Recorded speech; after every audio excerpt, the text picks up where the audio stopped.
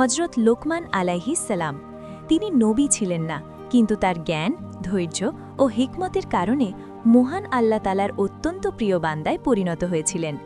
পবিত্র কুরআন শরীফে তার নাম উল্লেখ রয়েছে এবং তার নামে একটি সূরা নাজিল হয়েছে যা তার মর্যাদা ও জ্ঞানের গভীরতাকে প্রমাণ করে। বলা হয় তিনি আফ্রিকার একজন সাধারণ মানুষ ছিলেন। গায়ের রং ছিল কালো, দেখতে খুব একটা আকর্ষণীয় ছিলেন না, কিন্তু তার অন্তর ছিল আল্লাহর ভালোবাসা, ঈমান ও জ্ঞানে ভরপুর। একসময় তিনি একজন দাস ছিলেন, কিন্তু তার জ্ঞান ও প্রজ্ঞা দেখে তার মালিক তাকে মুক্ত করে দেন। তিনি সবসময় আল্লাহর জিকিরে মশগুল থাকতেন এবং সত্য ও ন্যায়ের পথে চলতেন। একদিন হজরত লোকমান আলাইহিস সালাম তার পুত্রকে ডেকে বললেন, হে আমার প্রিয় পুত্র, আমি বহু জ্ঞানী মানুষের কাছ থেকে 4টি গুরুত্বপূর্ণ শিক্ষা লাভ করেছি। প্রথমত, যখন তুমি নামাজে দাঁড়াবে তখন তোমার হৃদয়কে সংযত রাখবে। দ্বিতীয়ত, যখন ব্যবসা করবে তখন হারাম থেকে নিজেকে দূরে রাখবে। তৃতীয়ত, অন্যের ঘরে প্রবেশ করলে নিজের দৃষ্টি সংযত রাখবে। এবং চতুর্থত, মানুষের সাথে কথা বলার সময় নিজের জিহ্বাকে নিয়ন্ত্রণ করবে। এই 4টি উপদেশ শুধু তার সময়ের জন্য নয়, বরং আজও আমাদের জীবনের জন্য অত্যন্ত গুরুত্বপূর্ণ। একদিন এক ধনী ব্যক্তি একটি জুয়ার ফাঁদে পড়ে বড় বিপদে পড়ে যায়। শর্ত ছিল, যদি সে হেরে যায় তবে তাকে নদীর সমস্ত পানি পান করতে হবে, আর যদি তা না পারে তবে তার সমস্ত সম্পদ এবং স্ত্রী হারাতে হবে। অসহায় হয়ে সে লোকমান আলাইহিস সালামের কাছে সাহায্য চায়। লোকমান আলাইহিস সালাম তাকে সাহায্য করতে রাজি হন, তবে শর্ত দেন যে সে আর কখনো জুয়া খেলবে না। এরপর তিনি তাকে একটি বুদ্ধি শিখিয়ে দেন।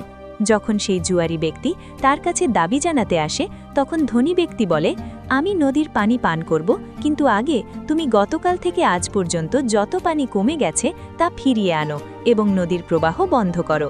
এই যুক্তির সামনে জুয়ারি সম্পূর্ণ নীরব হয়ে যায় এবং ধনী ব্যক্তি রক্ষা পায়। এই ঘটনা প্রমাণ করে জ্ঞান ও প্রজ্ঞা কত বড় শক্তি।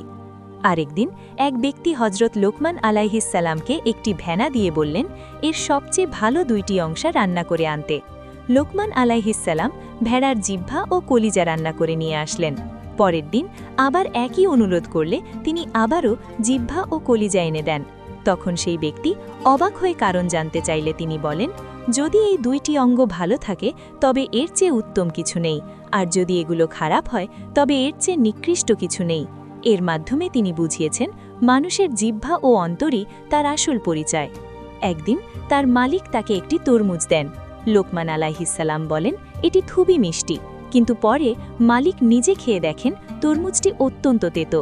তিনি অবাক হয়ে প্রশ্ন করলে লোকমান আলাইহিস সালাম বলেন, আপনি আমাকে সবসময় ভালো খাবার দেন, তাই আজ যদি আমি এই তেতো ফলটি আপনাকে দিতাম তবে সেটা কি ঠিক হতো? এই উত্তরে তিনি কৃতজ্ঞতার এক অপূর্ব উদাহরণ তুলে ধরেন। আরেকটি ঘটনার মাধ্যমে তিনি তার পুত্রকে শেখালেন যে মানুষকে খুশি করা অসম্ভব। একদিন তিনি তার পুত্রকে নিয়ে একটি গাধা নিয়ে বের হলেন। প্রথমে তিনি গাধায় চড়লেন আর পুত্র হাঁটল। মানুষ বলল তিনি নিষ্ঠুর। পরে পুত্র চড়ল, তিনি হাঁটলেন। মানুষ বলল পুত্র বেয়াদব। পরে দুজনেই গাধায় উঠল। মানুষ বলল গাধার উপর জুলুম। শেষে দুজনেই হাঁটল। মানুষ হাসতে লাগল। তখন তিনি পুত্রকে বললেন, দেখলে, তুমি কখনোই সবাইকে খুশি করতে পারবে না, তাই মানুষের কথা না শুনে আল্লাহর পথে চলাই শ্রেষ্ঠ পথ। হজরত লোকমান আলাইহিস সালাম তার পুত্রকে আরও কিছু গুরুত্বপূর্ণ নসিহত দিয়েছিলেন। তিনি বলতেন, কখনো আল্লাহর সাথে শিরক করো না, অহংকার করো না, নামাজ কায়েম করো, ভালো কাজের আদেশ দাও, মন্দ কাজ থেকে বিরত রাখো এবং বিপদে ধৈর্য ধারণ করো। তিনি আরও বলতেন, দুনিয়া ক্ষণস্থায়ী, কিন্তু আখেরাত চিরস্থায়ী, তাই আমাদের উচিত এই দুনিয়াকে আখেরাতের জন্য প্রস্তুতির জায়গা হিসেবে গ্রহণ করা। সবশেষে তিনি তার পুত্রকে 3টি বিশেষ সতর্কতা দিয়েছিলেন। কখনো গোপন কথা কাউকে বলবে না, খারাপ মানুষের সাথে বন্ধুত্ব করবে না এবং অসৎ ব্যক্তির কাছ থেকে ঋণ নেবে না। তার পুত্র একবার এই উপদেশগুলো পরীক্ষা করতে গিয়ে বড় বিপদে পড়ে এবং শেষে বুঝতে পারে তার পিতার প্রতিটি কথা সত্য ও বাস্তবসম্মত। প্রিয় দর্শক, হজরত লোকমান আলাইহিস সালামের জীবন আমাদের শেখায় জ্ঞান মানুষের প্রকৃত সৌন্দর্য, ধৈর্য মানুষের প্রকৃত শক্তি, আর ঈমান মানুষের সবচেয়ে বড় সম্পদ। তাই আসুন আমরা তার শিক্ষাগুলো নিজেদের জীবনে বাস্তবায়ন করি এবং আল্লাহর সন্তুষ্টি অর্জন করি। আসসালামু আলাইকুম।